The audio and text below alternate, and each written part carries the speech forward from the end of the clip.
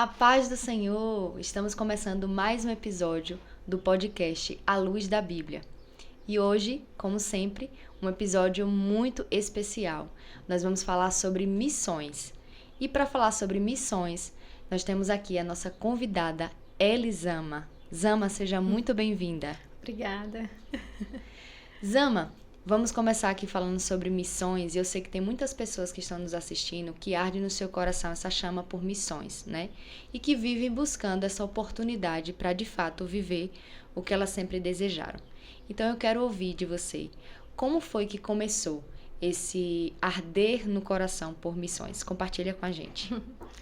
É um prazer estar aqui, obrigada pelo convite. Então,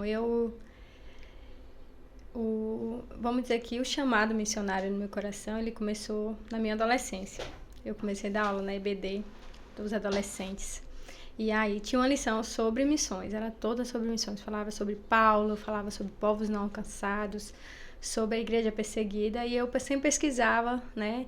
Enquanto eu pesquisava para dar aula e trazia o conteúdo para os adolescentes, meu coração ardia demais, eu chorava. Toda pregação que tinha na igreja sobre missões, meu coração, né, queimava. Eu não me lembro de nada queimar meu coração como quando o tema era missões, de alcançar os perdidos, quando eu vi uma foto de um povo, né, uma imagem assim de alguém de outra nação. Eu sabia que não era de mim, né, eu era apenas um adolescente de 15 a 16 anos na época. E isso foi, né, crescendo no meu coração. Eu fui pedindo a Deus para me guiar. E eu me lembro que em um culto da UFMADEB, na convenção das Assembleias de Deus da Bahia, o pregador fez um apelo, né, para quem queria se entregar completamente. Não era aceitar Jesus, né, porque eu já era cristã, mas era entregar de fato a sua vida para tudo, assim. Se Deus quisesse me levar para outro lado do mundo, eu ia. E naquele dia eu fui, eu me entreguei completamente. E eu creio que foi um divisor de águas aquele momento. E eu condicionei a minha vida. A partir dali eu decidi condicionar a minha vida ao que eu entendia que Deus estava me chamando. Que maravilha. A gente sabe sempre que quando Deus nos chama para algo, as coisas não começam a acontecer no mesmo momento. E às vezes a gente, por achar que Deus prometeu que vai nos usar em determinada área, a gente acredita que tudo tem que acontecer já, né? E aí a gente acaba confundindo a chamada com o serviço, com o realizar. Quando, na verdade, a chamada significa se tornar. Então, no processo de espera, você vai se tornando, sendo forjado, sendo preparado para, de fato, você viver aquilo que Deus lhe chamou para viver. Eu queria que você compartilhasse, a gente sabe que você teve alguma experiência de missões em alguns países. Eu queria que você compartilhasse os países e como foi a experiência neles. Então, eu já tive a honra, né, de visitar pelo menos 11 países. Alguns numa duração maior, né? Eu fiquei 4 anos na Alemanha.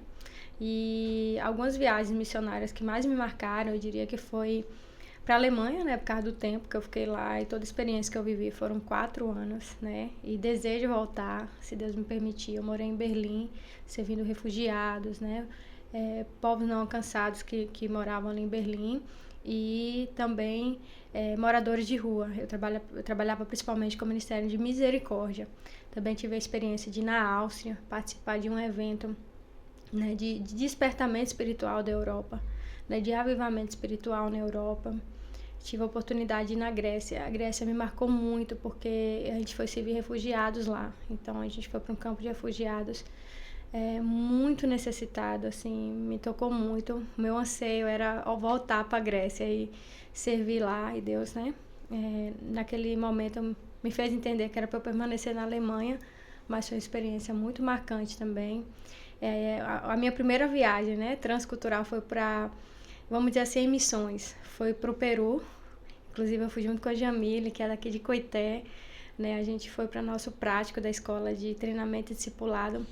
Nós ficamos lá por 2 meses, então foi uma experiência de 2 meses lá muito intensa, muito incrível. Nós íamos nas escolas, né, falar sobre Jesus, influenciar adolescentes e jovens, né, a seguir a Cristo. Então foi assim, muito especial. E mais recentemente eu fui no Chile, O Chile também, assim, foi muito impactante, né? Já tem quase 3 anos que eu estou aqui no Brasil, desde que eu vim da Alemanha. E Deus me deu a oportunidade de passar esses 20 dias agora, em outubro, lá, junto com o pessoal da Jocum Destino, de Jacobina, e servindo o povo Mapuche, né? Principalmente as igrejas lá no povo Mapuche. Foi uma experiência muito marcante.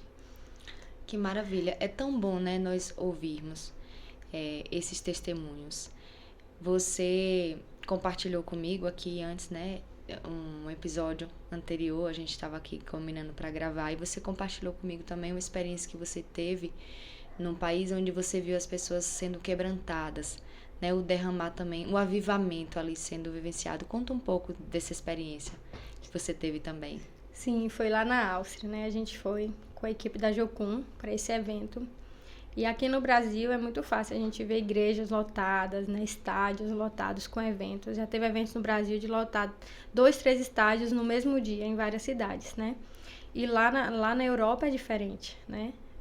Então, quando a gente esteve lá para esse evento e viu gente do mundo inteiro, né, e da Europa inteira ali junto, cristãos do mundo inteiro, no único propósito, que é ver a unidade do corpo de Cristo, ver um reavivamento espiritual e todo mundo evangelizando, se espalhando pelas ruas, né, para evangelizar na capital. E depois nos cultos, a gente vê nas ministrações, né, muita gente se convertendo, centenas de pessoas se convertendo, Deus curando, libertando, né, a gente orando no nosso lugar ali, orando e vendo pessoas sendo libertas de espíritos malignos, né, vendo pessoas sendo curadas.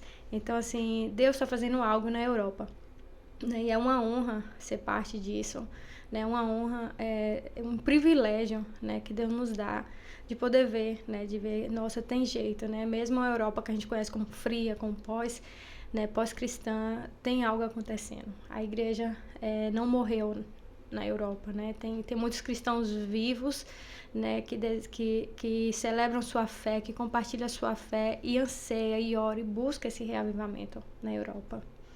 Que bênção. E muitas vezes o avivamento que a gente vive tanto buscando e viver, ele começa a acontecer dentro de nós mesmos, né? É você sentir aquela chama e dizer, eis-me aqui, Senhor.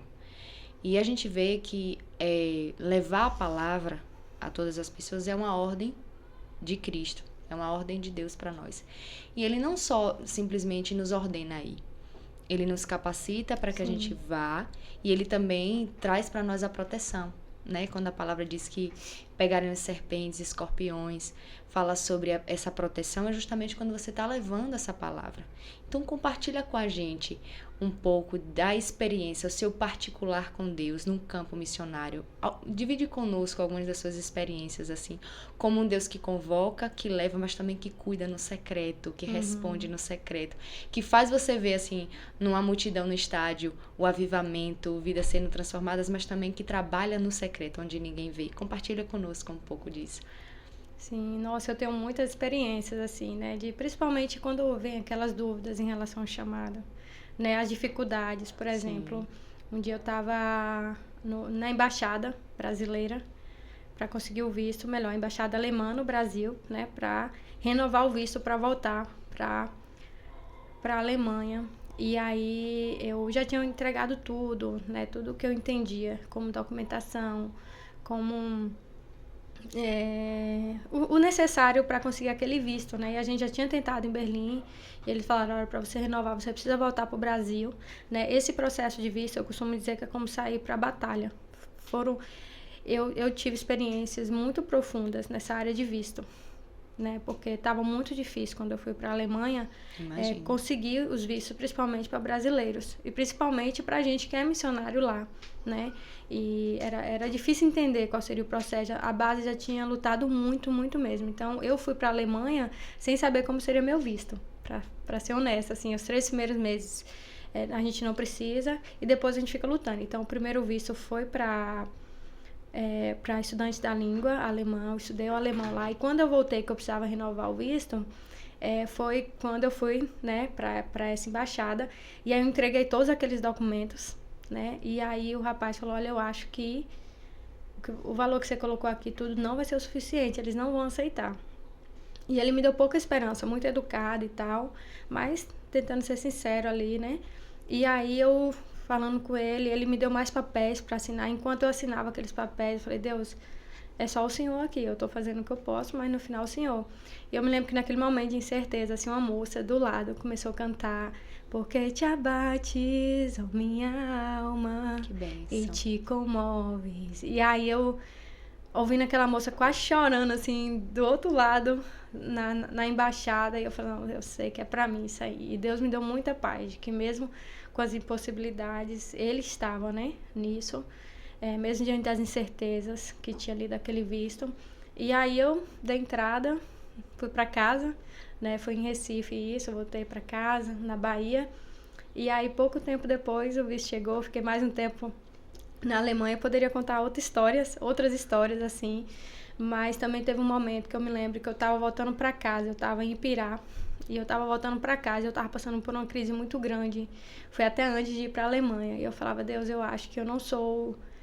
Eu acho que eu entendi errado o meu chamado. Como eu era muito novinha, né, 15, 16 anos, e eu comecei a me apaixonar por mim, eu falava, deve ter sido coisa de adolescente, né, Isso é adolescente muito tem essa... importante, Zama, falar, porque todos aqueles que foram chamados passam por esse momento. Sim. Então, continua falando sobre isso, isso é muito importante. Sim, aí eu me lembro desse dia, assim, que eu falei, eu devo ter entendido tudo errado. E olha que eu já tinha ido pro treinamento, eu já tinha feito ETED, já tinha feito a Escola de Missões Transculturais, estava planejando ir para povos não alcançados, sonhando em alcançar nações muito difíceis, assim, sabe? E eu pensei, nossa, eu devo ter entendido tudo errado. Já estava, assim, no ano que eu estava me preparando para ir para a Alemanha, logo a Alemanha, um país tão difícil, ateu, eu não vou conseguir, vou ter crise de fé lá, vou perder a fé. Então eu tinha alguns receios, assim, orando e falando, Deus, eu devo ter entendido errado, eu vou fazer assim, eu vou ligar para minha liderança na Jocuns, que eu considero meus líderes lá. Conversar com minha família e falar, entendi errado esse negócio de missões. Meu Deus. Eu tava me sentindo tão, assim, incapaz, tudo, que eu falei, não vou continuar. E aí eu falei, eu vou ficar 5 dias de luto. Eu falei dentro do meu coração, eu vou ficar 5 dias de luto e depois eu vou falar que eu vou seguir outro rumo, ver o que Deus quer, talvez tenha outro ministério na igreja pra seguir. E aí eu me lembro que quando eu caminhava, pensando isso na praça, assim, que tinha em frente da minha casa, entre a minha casa e a igreja, passou um homem e gritou. Ele não falou, ele gritou. É você mesmo que eu escolhi. Foi Meu você Deus. mesmo Que profundo. que eu escolhi. Aí eu fiquei assim, né? Eu entendi que era pra mim, porque foi só o meu pensamento. Estava dentro do meu coração, não tinha como, né? E um homem que todos diriam que era louco, né? Gritou, foi você mesmo que eu escolhi. Eu entendi, Deus, eu vou quietar meu coração, entregar vamos dizer, minhas limitações ao Senhor e seguir. E aí, pouco tempo depois, Deus abriu todas as portas e eu estava lá na Alemanha, enfrentando desafios que eu nunca imaginei enfrentar e privilégios que eu também nunca imaginei viver. Nossa, Zama, que testemunho, né? Que experiência marcante, porque a maioria de nós, acredito que já passamos por isso. Se eu acho que eu errei, né? E talvez tenha alguém que esteja nos assistindo agora que também está se perguntando. Inclusive, vozes que vêm dentro de nós, mas também vozes que vêm de fora. Você passou por isso também, de alguém questionar, de alguém dizer, Zama, você está pensando muito alto, você está sonhando muito alto, você não está preparada para isso. Você teve também esse enfrentamento da parte de outras pessoas?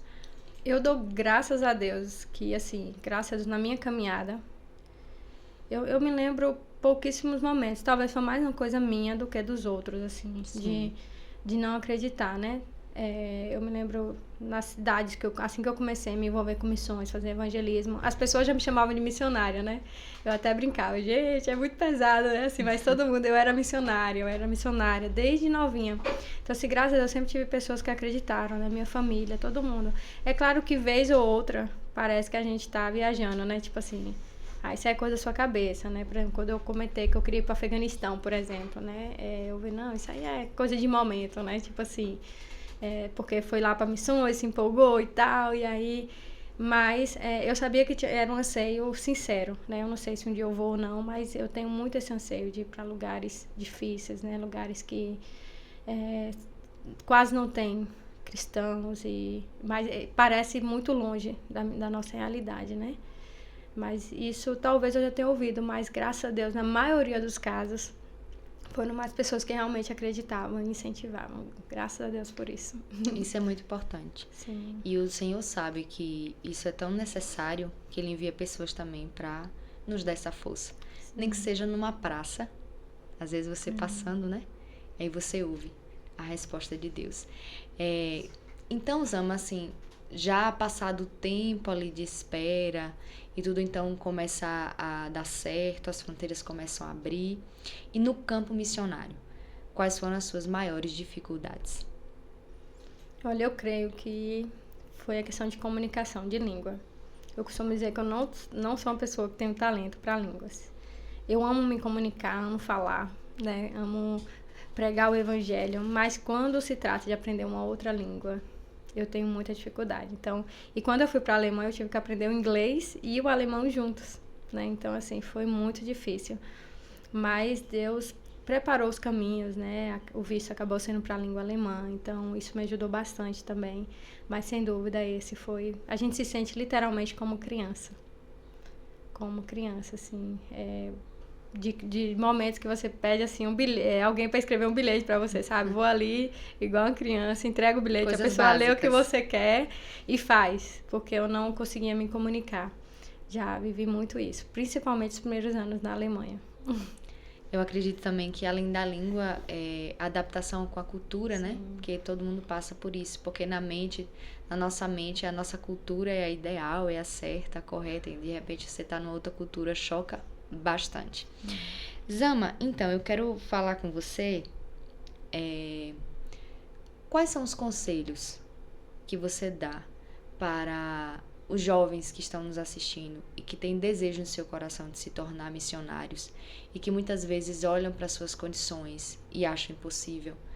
Quais são os conselhos que você dá? Confiar. Parece óbvio, né? Mas às vezes... Mas é uma das coisas mais difíceis. E as mais difíceis, principalmente quando você vê que não tem nada. Não tem pessoas talvez que acreditem em você, você não tem condição financeira, né? Que realmente hoje o custo, até para você ir para outro país, está muito mais alto, né? Cada vez mais alto, né? Mas assim, confie. E dê passos pequenos. Você não precisa amanhã já ir para a China, né? Dê passos pequenos. O que você pode fazer hoje de se envolver com missões? Né? Eu me lembro que quando eu comecei, eu fazia evangelismo com os adolescentes. Eu me envolvi na igreja local, né? Eu dava suporte ali no que precisava na área de missões, fazia culto de missões, envolvia a igreja de missões, me envolvia com eventos, né, que tinha a ver com missões. Então, assim, hoje a gente tem bases missionárias muito próximas da gente, que você pode fazer uma escola de férias, que você pode ir entendendo os caminhos, né, para que você possa dar passos firmes, né, para o seu chamado missionário, entender com mais clareza quais são as áreas, quais são os locais que Deus quer que você vá, né? É claro que a missão ela é muito variada, né? Tem vários tipos de chamados, né? Mas o foco é o mesmo, é glorificar a Deus. Então, para onde Deus chamar, seja uma missão transcultural, seja uma missão local, né? Para ir para os sertanejos aqui, o Nordeste, para treinamento, né? Para servir pessoas de diversas formas, dê passos de fé, ainda que pequenos, mas dê. Verdade. E a chamada, né, para missões, acho que a primeira coisa é você ter consciência. O que é missão, né? É você ter justamente em seu coração essa certeza de que eu estou disponível. É aquilo que você compartilhou no início, né? Que você se colocou à disposição do Senhor. Porque geralmente quando a pessoa fala eu quero ser missões, ela objetiva um país em específico e olha para aquilo ali como algo também, muitos veem, a gente tem que falar sobre isso, como algo de ostentar, né? E a gente precisa falar sobre isso porque justamente na época onde as redes sociais têm influenciado muitas pessoas. Então as pessoas veem missões como uma chance de você postar uma foto em outro país, com a bandeira de outro país, né? Você ostentar uma viagem de avião. E então, nessa perspectiva, né? Como saber diferenciar? Porque é certo que o compartilhamento do que você está fazendo envolve a vida de outras pessoas. Até de uma certa forma, mostra para aqueles que são seus apoiadores, né? Como é que tá o processo e tudo mais. Mas como saber diferenciar o que postar, o que não postar? Como ter essa consciência? Porque missões é muito além, né, do que esse pensamento que se tem na maioria das pessoas. Eu gosto de fazer sempre uma separação assim. Por exemplo, quando eu estou servindo a refugiados, por exemplo, né? São pessoas ali. Então eu tenho que ter cuidado se eles vão se sentir à vontade que eu posto foto deles ou não, né? Então eu sempre, tudo tem que ser muito relacional, né? Aí eu sempre vou lá, pergunto se pode, se não pode. Tem casos que, por mais que sejam próximos a mim, às vezes eu não posso simplesmente porque na foto elas esqueceram de colocar o véu, por exemplo. Olha só. Então, se tudo é muito relacional, você tem que sempre... Como é que eu posso saber se isso aqui está sendo ético, né? Se vai ser bom para a pessoa. Não é porque vai ser uma foto lá para o pessoal do Brasil que eu vou postar de qualquer jeito, né? É bom sempre conversar com a família, saber se as pessoas querem ou não. Eu evito também postar muita foto que dá a ideia de que missão é só miséria também, né? Ou postar textos ou coisa que a gente está passando isso, está passando muita dificuldade, Sim. né? Mas também a gente tem que ter aquele cuidado para não parecer que a gente está fazendo turismo. E as pessoas também que estão lá fora têm que entender que não é porque a gente posta uma foto bonita. Por exemplo, na Alemanha tudo era bonito. É um país bonito. Exatamente. Onde eu estivesse, né? Se eu estivesse num café ali sentada, tomando um cafezinho, tudo ia parecer muito bonito, porque o país em si, né? A Alemanha em si, é tudo muito agradável. Agora também, quando eu fui no Chile, tudo era muito lindo lá.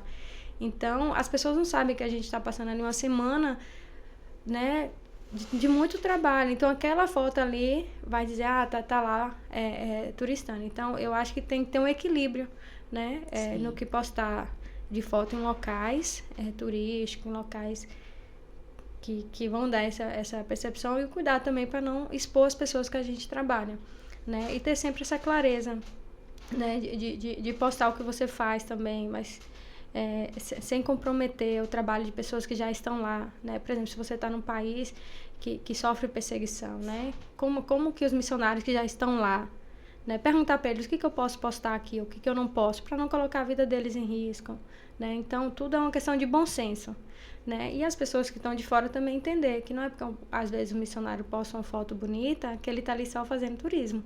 Tem momentos que a gente vai aproveitar, né? Todos os países que eu fui, teve um momento que a gente...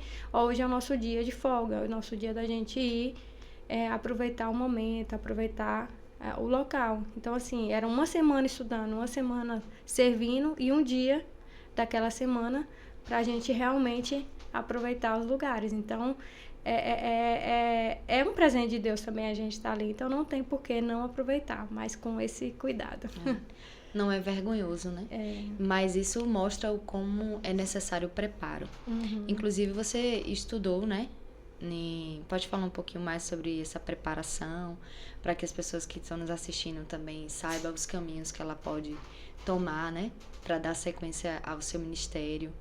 Sim, eu sou formada em História. Enquanto eu estava no curso de História, eu fui entendendo a importância de você ter um treinamento de missões, né? Porque a gente ouve muito essa questão de como as religiões impõem a fé, né? Sobre os outros e tudo. Então, eu fui orando e pedindo a Deus sabedoria nesse sentido, né? Então, isso me despertou muito para fazer um treinamento transcultural, né? De como pregar o evangelho de forma coerente, e também entender o povo, entender as diferenças culturais, né? E aí, por isso que primeiro eu fiz a ETED, a Escola de Treinamento Discipulado da Jocum, né? Que é uma escola de 5 meses, que você tem 3 meses teórico e 2 meses prático, né? E depois eu fiz a Escola de Missões Estratégicas, que é uma escola voltada para povos não alcançados. Aí você vai entender sobre choque cultural, você vai entender sobre aprendizagem de língua, né? No mínimo, você vai sofrer menos. Vamos dizer assim, não significa que você não vai sofrer no campo. Não, eu fiz a escola, eu estou super preparada. Sim. Não, porque cada experiência é única, né? O que eu vivi na Alemanha nos meus primeiros anos foi algo que eu precisava viver. Que por mais que eu entendesse que eu precisava saber a língua, tudo, foi a minha história, né? O que Deus estava escrevendo comigo, para mim, ali na Alemanha. Então, assim, é importante a gente fazer esses treinamentos, no mínimo, para a gente ir com a mentalidade correta, Por exemplo, você está passando por choque cultural, eu estudei sobre choque cultural, então estou preparada. Não significa dizer que você não vai passar por choque cultural, mas quando você estiver passando, você vai ter mais sabedoria. Você não vai desistir porque você está no choque cultural. Você vai entender, não, isso é parte, eu lembro. É difícil, mas eu lembro que, né, isso aqui é parte do processo de um missionário, né? Os conflitos que você tem lá dentro, você vai entender que esse treinamento vai te ajudar a agir com mais sabedoria no campo, né? E nos momentos de conflito, de dificuldade, até para lidar com o povo, eu acho que você comete menos erros. Isso é o que eu diria. É muito importante. Até mesmo assim, no levar a palavra, né? Uhum. A gente precisa, no discipular, no evangelizar, você tem que saber como entrar, como sair. Exatamente. A Bíblia nos ensina muito sobre isso. Nós temos o nosso pastor presidente, que é pastor Manuel Júnior, que ele é um pastor que trabalha muito com essa questão, né? Deu cursos de como funciona o discipulado, como se portar, quanto tempo demorar, sobre o que falar. E essa preparação é muito importante, né? E aí você falou uma coisa interessante sobre tomar cuidado para não postar, para dar uma ideia sempre de comiseração, né? Da miséria no campo, dos problemas, ou também no outro lado, na vertente. Então, falando sobre esse ponto, o que você me diz daquilo que foi colocado culturalmente, né? Do pensamento de que missionário, para ser missionário, tem que sofrer, né? Tem que passar por algumas necessidades, porque senão não é missionário. O que você fala sobre isso? Isso é uma coisa que eu sempre compartilho com as pessoas. Eu falo, olha, missionário, ele tem que estar disposto até a morrer por Jesus. Né? Ele tem que estar disposto, sim, a sofrer pelo evangelho, tudo. Mas não significa dizer que ele não precisa ter uma vida digna. Né? O missionário, ele pode ter uma casa boa, né? Ele pode viver bem no campo missionário, sem ter que se preocupar. Meu Deus, será que eu vou ter como pagar o meu aluguel amanhã? Primeiro que a gente tem pessoas na igreja, principalmente no Brasil, né?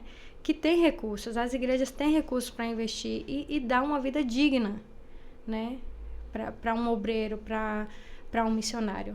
Né? Agora, o coração do missionário é que tem que estar disposto, a, se necessário for, a abrir mão. Né? Tem lugar, tem comunidades que você vai chegar que você pode ter até condições de ter um carro bom ou uma casa super boa, alugar uma casa super boa, mas você vai preferir e vai ser mais coerente você viver na comunidade de uma forma simples como eles vivem.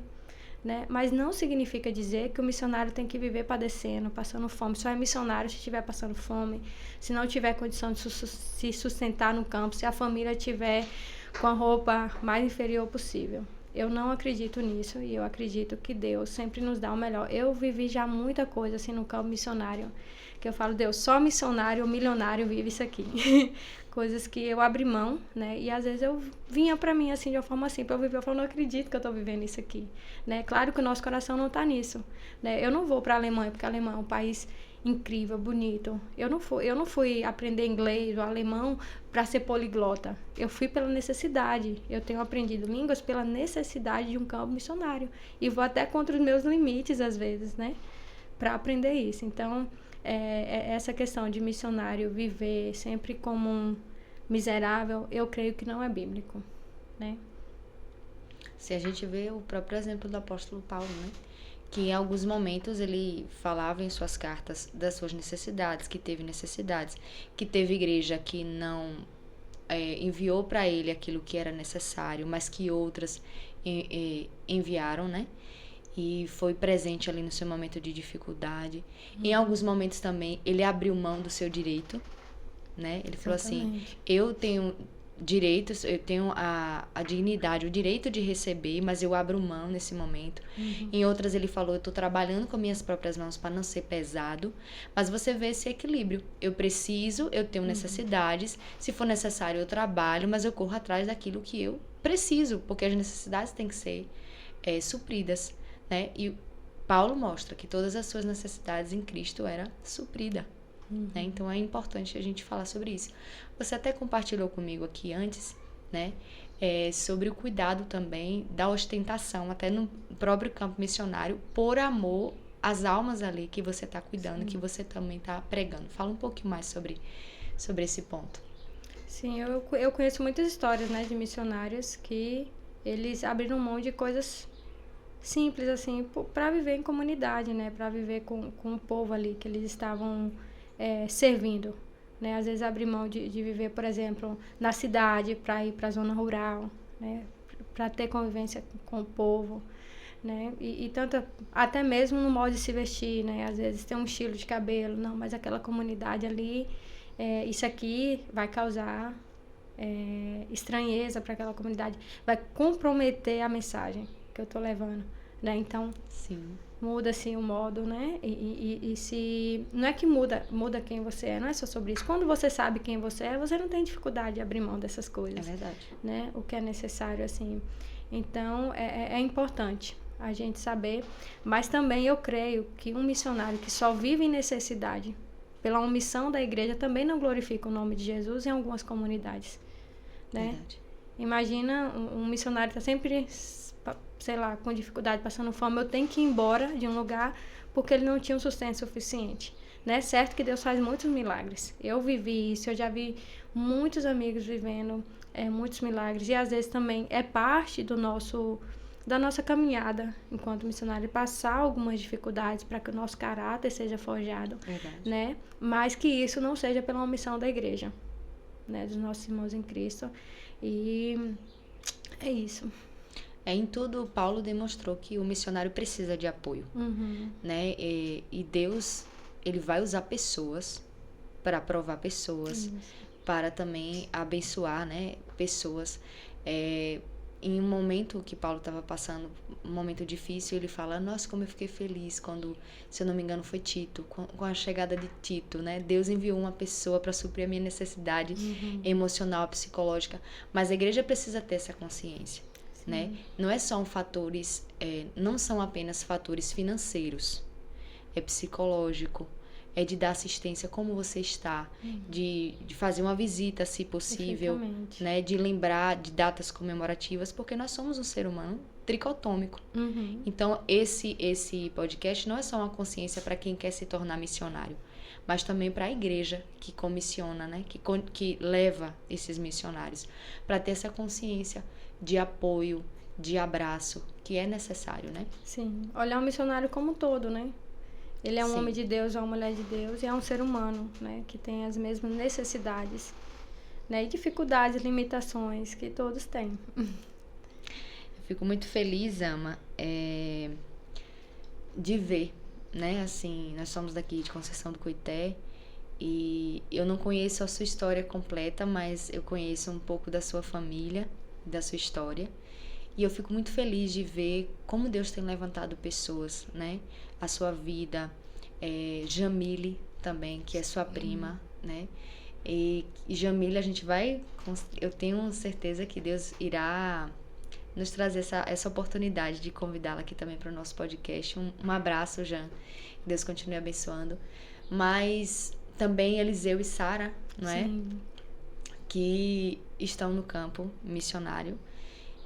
Se eu não me engano, qual é o nome da cidade que eles estão? Lagoa do Alegre. Lagoa do Alegre. Isso. Inclusive agora eles estão compartilhando também a construção do novo templo. Se você deseja também dar doações, né, para esse trabalho. E você vê que eles estão o tempo todo em ativo. O missionário, ele não está em ativa só quando ele está no campo missionário. Ele está em todos os momentos. Por exemplo, você aqui está na sua cidade, mas você não para, né? É você ali com trabalho missionário, é você capacitando outros, é você servindo a sua casa. E a base, acho que do missionário, o que está envolvido é o amor, né? Verdade. O amor que tudo sofre, tudo crê, tudo espera, tudo suporta, e que entende que no tempo certo de Deus Ele nos leva, mas Ele também nos traz para perto da família. Exatamente. É estar à disposição do Senhor. Agora você não está no campo missionário, mas como tem sido, né? Essa chama, como fazer para manter essa chama acesa no coração? É a busca constante, né? Tá ali sempre, acima de tudo, manter um relacionamento firme com Deus, né? É lembrar que, além do nosso chamado, antes de tudo, de um chamado missionário, um chamado, né, seja qual for o ministério, nós somos filhos, né? É verdade. Deus sempre ele me traz essa lembrança. Inclusive, quando eu estava agora no Chile, Ele sempre me lembra disso, de estar à mesa com Ele. é isso que vai fazer. Pode passar o tempo que passar, né? Se o seu coração está em Deus e no que Ele tem para ti, né? E no tempo certo, eu sei que eu vou voltar para o campo missionário. Ou se Ele me quiser aqui no Brasil também por mais tempo, eu aprendi uma coisa, até com alguns amigos mais experientes no campo missionário. Nós não somos chamados para locais. Nós somos chamados para a obediência. Então, se mantenha obedecendo. Né? Se Deus te falar para ficar em Coité, fique em Coité. Se Deus te mandar para ir para o Afeganistão, vá sem medo.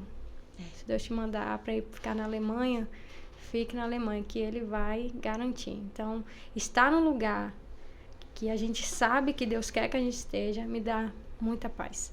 Então, essa paz de estar aqui, né? Também, graças a Deus, nós temos hoje um pastor aqui na igreja, né? Que ajuda bastante essa questão de missões também, a gente se manter ativo, né? Isso ajuda bastante, com certeza também, né? Ver pessoas acreditando, continuar investindo nas nossas vidas, na minha vida, né? Em missões, isso ajuda também eu continuar firme, né? E, acima de tudo, o amor pelo próprio Deus, né? Missões é o quê? É para glorificar a Deus. Então, é manter um amor por Deus, que o que Ele ama vai fluir no nosso coração. É verdade. E quem vive para a glória de Deus sabe que até no comer, no beber, tudo é para a glória de Deus, a Bíblia diz, né? Isso. Quer comais, quer bebais, quer façais qualquer outra coisa, fazer tudo para a glória de Deus.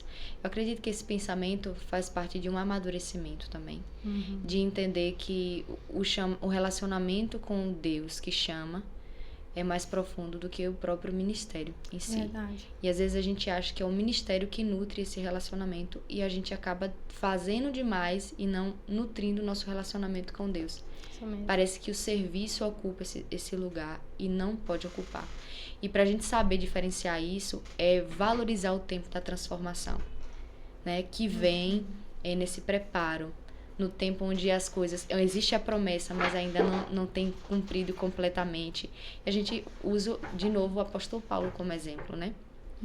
Paulo, ele encontrou-se com Jesus no caminho de Damasco, passou 3 dias cego na casa de Ananias, depois ele se levanta, ele foi batizado para depois ele começar a sua verdadeira chamada, né? Mas ele sempre nutriu o seu relacionamento com Deus, ao ponto de, no final da sua carreira, ele dizer: combati o bom combate, acabei a carreira, mas guardei a fé. Né? Então, o relacionamento com Deus que nos chama é mais importante em si do que a própria chamada, o próprio ministério. Zama, foi muito bom estar aqui com você nesse dia, compartilhar experiências, ouvir suas experiências e aprender um pouquinho mais com você. Eu vejo Deus em você, né? Eu tenho certeza que Deus lhe chamou para esta obra. Cada dia que passa eu tenho mais ainda essa convicção. E eu sei que todos os seus sonhos, desejos que você tem no seu coração, Deus vai fazer além, né? Porque Deus tem visto a sua abnegação, né? Com as coisas do mundo, com as coisas à sua volta, e você é sensível à voz de Deus. Você percebe quando Deus lhe direciona, você consegue ver Deus nos mínimos detalhes. E eu tenho certeza que Ele vai honrar o tempo de espera e vai fazer além do que você imaginou, que você sonhou. Como foi bom estar aqui com você. Eu queria dar esses minutos para suas considerações finais, né? Nesse episódio. É só agradecer, né? É sempre uma honra falar sobre missões e contigo hoje tem sido, né, um privilégio. Você, né, uma mulher de Deus, né? Amém. Uma pessoa que a gente realmente vê um exemplo, inspiração, né? Não só para mim, mas eu creio para tantas mulheres, né? Tantas jovens, né? Então, que Deus continue te abençoando, né? Conte com minhas orações. Muito obrigada mesmo. Uma honra estar aqui. Nós que agradecemos. Então, foi isso, pessoal. Mais um episódio do nosso podcast, A Luz da Bíblia. Comente, compartilhe, se inscreva no canal e envie esse vídeo para outras pessoas, né? Para que esse vídeo também venha alcançar o coração daquela pessoa que você sabe que fala de missões na reunião dos amigos e que tem um desejo de se tornar missionário. E tenha certeza, se você é também não adianta fugir, né? Deus irá te buscar, como diz aquela canção que a gente cantava quando era adolescente. Que Deus abençoe, foi um momento maravilhoso aqui. Obrigada, Zama, mais uma vez. Deus continue abençoando a você e sua vida, em nome de Jesus.